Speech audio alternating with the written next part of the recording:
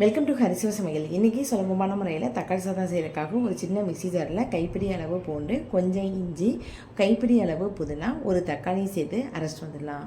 ஒரு medium size குக்கரை அடுப்பில் வச்சு 2 டீஸ்பூன் நெய், 1 டேபிள் ஸ்பூன் கல்லெண்ணெய், 1 டீஸ்பூன் சோம்பு, சிறிதளவு பிரிஞ்சி, 1 ஏலக்காய், சிறிதளவு பட்டை, அன்னாச்சிப்பூ, கடற்பாசி, பொடிசாக கட் பண்ணி வச்ச ஒரு பெரிய வெங்காயமும் கொஞ்சமாக கருவேப்பிலையும் சேர்த்து நல்லா இந்தளவு வதக்கிட்டு 5 பச்சை மிளகாயை நீல வாக்கில் சேர்த்து திரும்பவும் வதக்கிட்டு 1.5 டம்ளர் அரிசி தகுந்த மாதிரி 5 பழுத்த தக்காளியும் திரும்பவும் வதக்கிட்டு கொஞ்சமாக கல்லுப்பு சேர்த்து திரும்பவும் வதக்கிட்டு மூடி போட்டு வச்சிடலாம்.